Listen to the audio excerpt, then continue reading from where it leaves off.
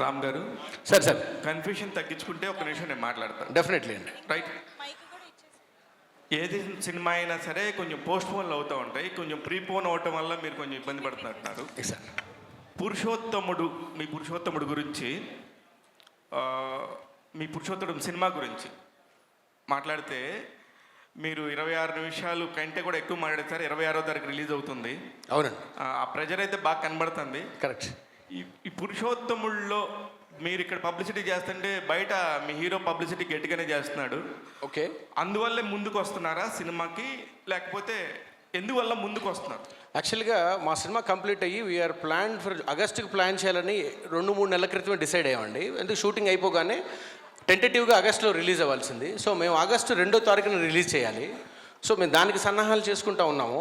కానీ అదే రోజు హీరో గారి ఇంతకు ముందే కంప్లీట్ అయిన వేరే సినిమా ఒకటి అదే రోజు వాళ్ళు అనౌన్స్ చేసేసారు.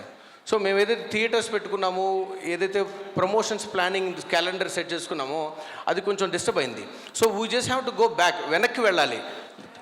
9వ తారీఖు కానివ్వండి, లేకపోతే 15వ తారీఖు కానీ అలా ముందు వెనక్కి వెళ్ళాలి సిచ్యువేషన్ ఉంది. 15వ తారీఖు ఒక పెద్ద హీరో సినిమా వస్తుందండి. సో మనకి ఇస్మార్ట్ శంకర్ వస్తుంది. సో మాకు వేరే దారి దొరకలేదు. సో ఏంటంటే ఒకేసారి ఒక వారం వ్యవధిలో ఒకే హీరోది వస్తే ఇద్దరికీ అంత మంచిగా ఉండదు. కాబట్టి మేము ప్రొడ్యూసర్ గారు డిస్కస్ చేసుకొని it is better to come forward. కొంచెం ఇబ్బందికరమైన వాతావరణం ఉంది, కానీ మాకు ఎందుకంటే కొంచెం ఎక్కువ బడ్జెట్ పెట్టి చేసాము కాబట్టి ఎంత లేట్ అవుతూ ఉంటే ప్రొడ్యూసర్ మీద అంత భారం పడిపోతూ ఉంటుంది. సో కొంచెం ముందుకు రావడం వల్ల కొంచెం ఈ చిన్నపాటి కన్ఫ్యూజన్ అండి. బట్ సినిమా మంచిగా వచ్చిందనే ఆనందం ఎక్కువ ఉంది. సార్ అంటే కష్టం, మామూలుగా చాలా కష్టం ఉంటుందండి. ఎందుకంటే వెనక్కి వెళ్ళటం అంటే ఈజీనే, కానీ ముందుకు రావడంతో మీరు ఎదుర్కొన్న సమస్యలు ఏంటి? ఫస్ట్ థియేటర్స్ అండి. ముందు డిస్ట్రిబ్యూటర్స్ అంతా ఒక ప్లాన్ ప్రకారం ఉంటారు సార్. ఎందుకంటే పెద్ద సినిమాలు ఇప్పుడు రేపు 20వ తారీఖున ఒక హాలీవుడ్ ఫిల్మ్ ఒకటి ఉందండి, ఒకటి పాన్ ఇండియా ఫిల్మ్ ఒకటి ఉందండి. దాంట్లో ఒక చిన్న రీజనల్ ఫిల్మ్ లాగా మేము వస్తున్నప్పుడు ఏంటంటే వాళ్ళని ఎదుర్కొని ముందుకు వచ్చి నిలబడటానికి ఏంటంటే మాకు ప్రమోషన్స్ చాలా గట్టిగా ఉండాలి. దేవుడి వల్ల టీజర్స్, ట్రైలర్, సాంగ్స్కి మంచి స్పందన కలుగుతూ ఉంది. మేము దాన్ని అడ్డుపెట్టుకొని వీళ్ళందరినీ కన్విన్స్ చేసుకుంటా ఈ కొంచెం ప్రమోషన్స్ని కొంచెం మేము డిస్టర్బ్ అయినా పర్లేదు, ముందు మనకి రిలీజ్ చాలా గ్రాండ్గా జరగాలనే ఉద్దేశంలో ఈ రిలీజ్కి సంబంధించిన ఇబ్బందులు తప్ప వేరే ఇబ్బందులు ఏమి మాకు పెద్దగా కలగలేదు. హాసిని గారు మేడం, అది ఏ సినిమాకైనా హీరోయిన్ అనేది ఒక క్యారెక్టర్ లాగానే ఉంటుంది మామూలుగా లెక్క చేసుకుంటే. కానీ ఈ సినిమా మీ వల్లే స్టార్ట్ అయిందని డైరెక్టర్ గారు చెప్పారు. అది ఏంటి సార్ మేడం, అది దాని బ్యాక్గ్రౌండ్ స్టోరీ? యాక్చువల్లీ నాకు స్టోరీ అండ్ రామ్ సార్ కూడా ముందు నుండి తెలుసు, అండ్ స్టోరీ కూడా ముందే వినిపించారు. సో తర్వాత మేమిద్దరం అనుకున్నాం ఈ మూవీ అంటే ఎలా కూడా చెయ్యాలి. అలా సార్కి నేను చెప్పాను, సార్ మనం చేద్దాం, నేను సపోర్ట్ చేస్తాను. సో ఒకరు నాకు అంటే శ్రీదేవి ప్రొడక్షన్, శ్రీదేవి అని నాకు తెలుసు. సో సార్ ఒకసారి మీరు పరిచయం చేపిస్తాను, మీరు మాట్లాడండి, ఆయన ముందు తీసుకువెళ్ళండి. హోప్లీ మీ డ్రీమ్ ప్రాజెక్ట్, నాది కూడా డ్రీమ్ ప్రాజెక్ట్ అవుతుందని మేము సపోర్ట్ చేసుకొని అలా వచ్చాం. ప్రస్తుతానికి బయట అంతా వినపడుతుంది రాజ్ తరుణ్, లావణ్య అది ఇష్యూస్. దీనికి సంబంధించి మీకు ఎంతవరకు తెలుసు? రాజ్ తరుణ్ ఎలాంటి వాడు అనుకుంటున్నారు మీరు? అంటే నేను యాక్ట్ చేశానని సెట్లో చాలా ప్రాపర్గా ఉండేవారు, అండ్ నాకు కొన్ని ప్రాబ్లమ్స్ అయినా నేర్పించేవారు. బికాజ్ నేను కొత్త, నేనేం ఎక్కువ మాట్లాడలేదు. సో సెట్ వరకు అండ్ షార్ట్స్ అయిన తర్వాత తన వ్యానిటీలో తను వెళ్ళిపోయేవారు, నేను నా వ్యానిటీలో. అండ్ పెద్ద హీరో అని నేను ఎక్కువ ఏం మాట్లాడేదాన్ని కాదు. వన్స్ కెమెరా ముందు వచ్చిన తర్వాత కొన్ని నాకు ప్రాబ్లమ్స్ ఉంటే డైలాగ్స్ బట్టి నేను అడిగేదాన్ని. That's it. ప్రొడ్యూసర్ గారు, ఒక ఏదైనా కూడా ఎంత కళాత్మకమైందా కూడా అది మార్కెట్ని బట్టే ఉంటుంది ఒక సినిమా అనేది వాల్యూస్. మీ పాయింట్లో రాజ్ తరుణ్ గారి మార్కెట్ ఎంత అనుకుంటున్నారు? దీనికి ఎంత పెద్ద బడ్జెట్ ఇందాక నుంచి డైరెక్టర్ గారు చెప్తా ఉన్నారు, ఎంత ఎక్సెస్ బడ్జెట్ అయింది అనుకుంటున్నారు? ఏ ప్రొడ్యూసర్ని అడిగినా వాళ్ళు ఏదైతే బడ్జెట్ తీసుకెళ్తారో దానికంటే ఎక్సెస్ అవుతుందండి. అది ప్రతి ఫిలింకి అది అయ్యేదేనండి, అందులో కొత్తదేం లేదండి. రామ్ గారు ఇక్కడ ఇక్కడ ఇది ఈవెంట్ కూడా చాలా గ్రాండ్గా చేస్తున్నారు, సినిమా గ్రాండ్గా వచ్చిందని చూస్తే స్టార్ క్యాస్ట్ కూడా ఎక్కువ మంది ఉన్నారు. హీరో అంటే పర్సనల్ ప్రాబ్లం వల్ల ప్రమోషన్కి రావట్లేదు, మిగతా స్టార్ క్యాస్ట్ కూడా ఎక్కువ కనిపించట్లేదు ఎందుకండి ప్రమోషన్లో? ఇప్పుడు మీరు స్టార్టింగ్ మీరు లేట్గా వచ్చినట్టున్నారు. ఫస్ట్ మా ప్రోగ్రామ్ స్టార్ట్ అయిందే బ్రహ్మానందం గారితో. బ్రహ్మానందం లాంటి గొప్ప నటుడిని మించిన ఓపెనింగ్ ఏ సినిమాకి ఎవరికి దొరుకుతుందండి. సో మిగతా అంతా చాలా సపోర్ట్ ఉందండి. అయితే ప్రాబ్లమ్స్ ఏంటంటే మీరు అడిగిన ప్రశ్న మంచి ప్రశ్నే. మిగతా సపోర్ట్ ఎందుకంటేనండి చిన్న చిన్న యాక్టర్లు లేకుండా మనకి ప్రకాష్ రాజ్ గారు రమకి పెద్ద లెజెండ్స్ ఉన్నారు ఈ సినిమాలో. ఇది వర్కింగ్ డే అండ్ పగలు పెట్టేశాం ఇది. సో పాపం వాళ్ళందరూ అటెండ్ అయ్యేవాళ్ళు. ప్రకాష్ రాజ్ గారు కూడా మన హైదరాబాద్లో ఉన్నారు. కానీ వీళ్ళందరికీ ఏంటంటే మా టైం మేము సాయంత్రం 5 గంటలది నిన్న మేము 5 గంటలకి మార్నింగ్ 11 గంటలకి షిఫ్ట్ చేయడం జరిగింది due to some unforeseen situations. అంతేగాని అందరూ అద్భుతంగా సపోర్ట్ చేస్తూ ఉన్నారండి. హీరో గారు కూడా మాకు చాలా సపోర్ట్ చేస్తున్నారు. సపోర్ట్ లేకుండా ఏం లేదు. కాకపోతే వాళ్ళు ముందుకు వచ్చి మనకి కనబడలేకపోతూ ఉన్నారు. కానీ తెర వెనక కానివ్వండి, మోరల్ సపోర్ట్ అయితే మాత్రం చాలా అద్భుతంగా ఉంది. I really thankful to each and every one who are supporting ఆ ఫిల్మ్. ఓకే అండి, విషయాలు. సో రామ్ గారు ఇక్కడ హాయ్ అండి. హాయ్ అండి. హాయ్. సో ఇందాక నుంచి అందరూ అంటున్నారు, మీరు కూడా అంటున్నారు స్టార్ కాస్టింగ్ ఉంది అని చెప్పి.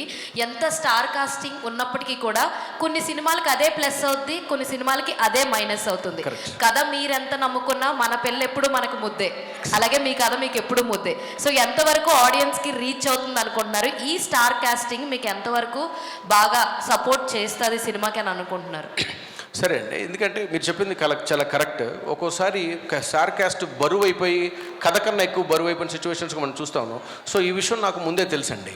ఎందుకంటే ముందు ఎప్పుడైతే ప్రకాష్ రాజ్, రమ్యకృష్ణ గారు వాళ్ళ అంత పెద్ద యాక్టర్స్ని, మురళీ శర్మ గారు, బ్రహ్మానందం గారిని తీసుకుంటున్నప్పుడు వాళ్ళ పరిధి, వాళ్ళ పాత్ర పరిధి, వాళ్ళ కథలోకి ఏమాత్రం ఉపయోగపడుతున్నారు అనేది 1కి 15 సార్లు బేరీజు వేసుకున్నామండి, డిస్కస్ చేసాం. ఏ పాత్ర అయితే కనబడగానే స్టేజ్ మీద ఒక్కసారి థియేటర్లో ఆడియన్స్ నోరు తెరుచుకొని చూడాలో అలాంటి పాత్ర వెతికి నేను ప్రకాష్ రాజ్ గారిని తెచ్చుకున్నాను. ఏ మనిషి అయితే, ఏ యాక్టర్ అయితే కళ్ళతో శాసించగలదో దానికోసం రమ్యకృష్ణ గారిని తీసుకున్నామండి. ఎవరైతే గుండెలతో కళ్ళతో ఒక ఆప్యాయాన్ని కురిపించగలుగుతారో దానికోసం మురళీ శర్మ గారిని తీసుకున్నాను. అతను కనబడగానే థియేటర్ ఊగిపోవాలో బ్రహ్మానందం గారిని తీసుకున్నాను. సో మా కథలో పాత్రలు ఏవైతే బిహేవ్ చేస్తాయో ఆ బిహేవియర్ మేరకే ఆ పాత్రలను తీసుకోవడం జరిగింది. కానీ మేము ఎక్కడ లోగో ఆలోచించకుండా ప్రొడ్యూసర్స్ కూడా శ్రీదేవి ప్రొడక్షన్స్ మొట్టమొదటి ఫిల్మ్ కాబట్టి గ్రాండ్గా చేయాలి. చాలా మీరు అందరూ అంటున్నట్టు, సార్ అన్నట్టు హీరో మార్కెట్ తక్కువ చిన్న హీరో కానీ మేము ఎక్కడ ఆలోచించకుండా కథకి అవసరమైనంత మేరకు ఒక మంచి సినిమానే ఇద్దామనే తత్వంతోనే ముందుకు వెళ్ళామండి. డాక్టర్ రమేష్ గారు, హాయ్ సార్. మీరు బిజినెస్లో సక్సెస్ఫుల్ బిజినెస్ మ్యాను, చాలా బిజినెస్లు ఉన్నాయి. కానీ ఈ సినిమాకి వచ్చేటప్పటికి కొంచెం రిస్కీ బిజినెస్. సో మీరు ఏ క్యాలిక్యులేషన్స్లో సినిమాలోకి ఎంటర్ అయ్యారు? ఈ కథలో మీకు నచ్చిన పాయింట్ ఏంటి? కథ అనేది ఒక ఛాలెంజింగ్ అండి. అంటే మీరు మూవీ చూస్తే మీకు బాగుంటుంది. కాకపోతే బిజినెస్ అనేది ఏ బిజినెస్లో అయినా రిస్క్ ఉంటుందండి. ఏ బిజినెస్ అయినా తీసుకోండి, అందులో రిస్క్ ఎలాగో ఉంటుంది. అయితే ఇది మనం క్యాల్కులేటివ్లీ దీన్ని మనం తయారు చేసామండి. అంటే నా లెక్క ప్రకారం చాలా లో రిస్క్ దీనిలో, కానీ దీనికి సక్సెస్ అయ్యే ఛాన్సెస్ చాలా ఎక్కువ అండి.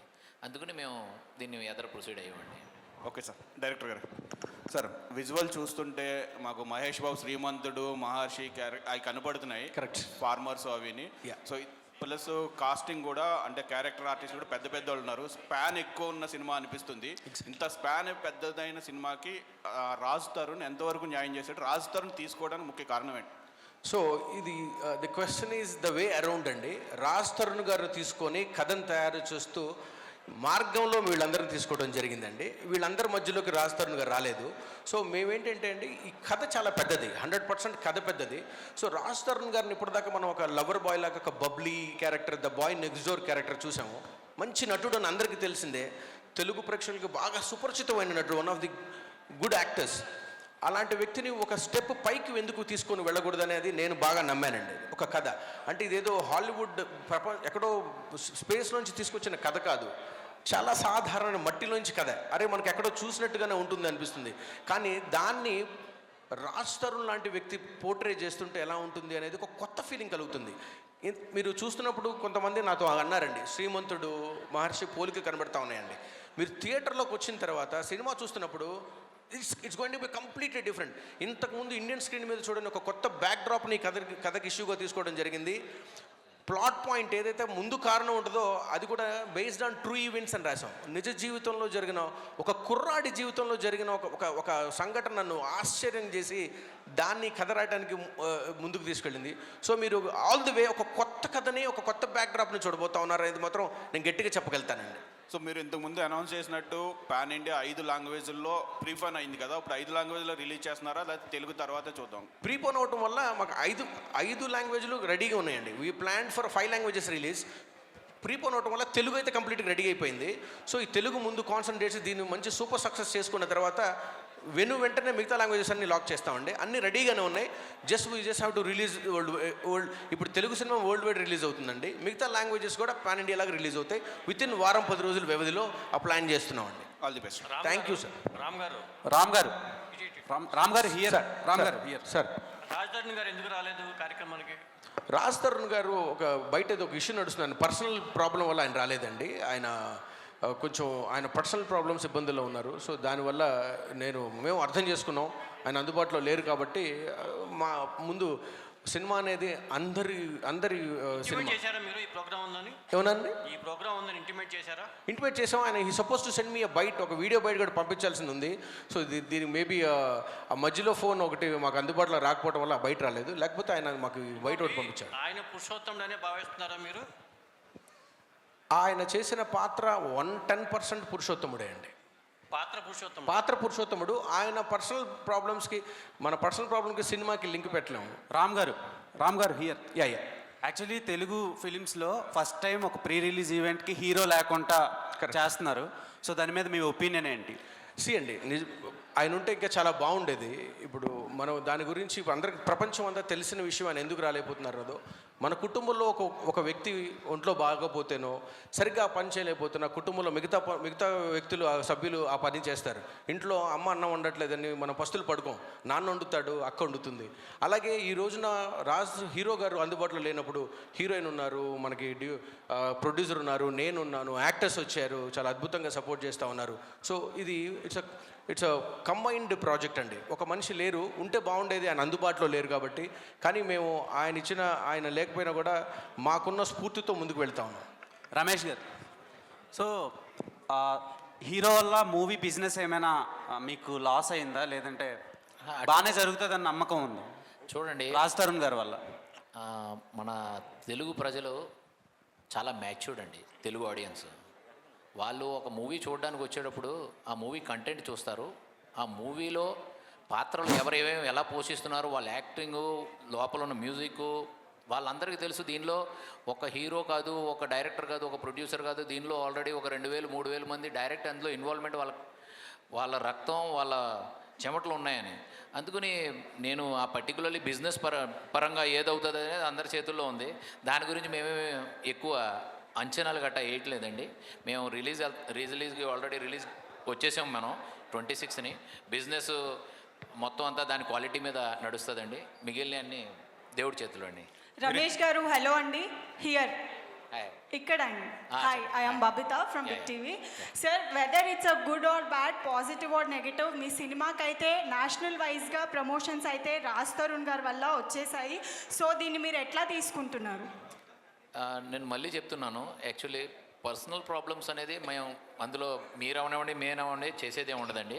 అది లైఫ్లో ఇదొక పార్ట్ అండి. వస్తుంటాయి, ఎక్కువ తక్కువలు అవుతుంటాయండి. అయితే దీనికి ప్రమోషన్ అనేది మీరు దాన్ని ఏ యాంగిల్లో మీరు దానికి నేషనల్ వైజ్ ప్రమోట్ అయిందనుకుంటారు అది నాకు తెలీదు. కాకపోతే మా ప్రమోషన్లు మాత్రం చాలా పెద్ద లెవెల్లో ఉన్నాయండి. మీకు ఒకటే చెప్తున్నానండి, మా టీజరు 25 మిలియన్ వ్యూస్ అయినాయండి.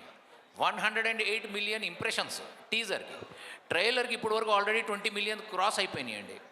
అలాగే మా సాంగ్స్ కూడా అన్నీ 10 మిలియన్స్ 15 మిలియన్స్ మొత్తం వ్యూస్ ఉన్నాయండి. అది ఆ క్వాలిటీ చూస్తారండి. మళ్ళీ చెప్తున్నాను మీకు, అది క్వాలిటీ చూసి జనాలు. ఇవన్నీ ఆర్గానిక్ అండి.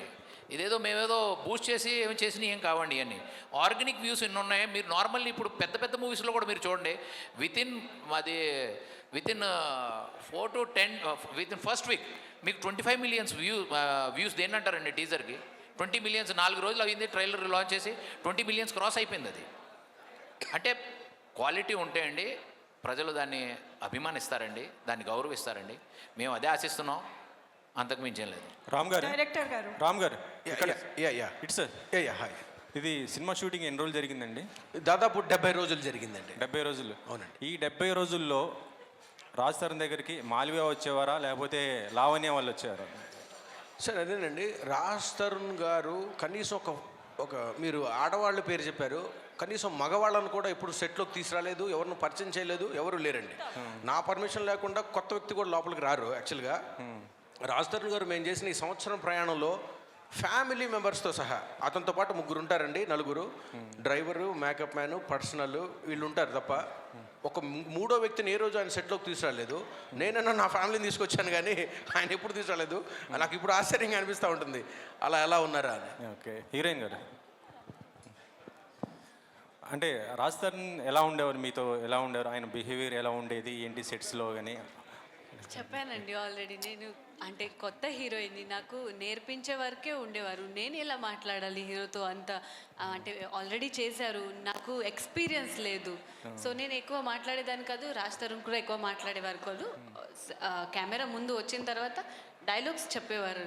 మిగతా ఇప్పుడు ప్రస్తుతం చూస్తుంటే అంటే రాజ్ తరుణ్ మీద ఎక్కువ అంటే కేసులు ఎక్కువ ఉండటం, మొత్తం ఆయన మీద నెగిటివ్ ఉంది బయట అయితే. సో అంటే మీరు చూశారు కాబట్టి అది ఎంతవరకు? నేను కొంచెం చూశానండి. నేను ఉండేది ముంబైలో, మా ఇంట్లో వాళ్ళకి చెప్పినా కూడా వాళ్ళకి అర్థం కాదు. నేను మరాఠీ అమ్మాయిని, సో తెలుగు నాకు ఒక్కదానికే అర్థం అవుతుంది. నేను చూసినా నేను ఏం చేయలేను. నేను చూశాను అండ్ ఓకే, మా మూవీకి అయితే ఏం ఎఫెక్ట్ పడదు దానివల్ల. రామ్, హలో సార్, డైరెక్టర్ గారు. Hi. It's based on true events అని చెప్పారు కదా, సో ఎంతవరకు అంటే స్టోరీ పర్సంటేజ్ ఎంతవరకు ట్రూ ఇన్సిడెంట్స్ని తీసుకున్నారు, ఎంతవరకు ఫిక్షన్ని యాడ్ చేశారు ఇందులో? సో యాక్చువల్లీ ఆ film is all about a fictional thing అండి, but we inspire. You mentioned కదా based on true incidents. Definitely the plot point ఏదైతే ఉందో, ఏదైతే స్టార్టింగ్ ట్విస్ట్ అంటాం దాన్ని ప్లాట్ పాయింట్ 1 అంటాం, యాక్ట్ 1 అంటాం మనం.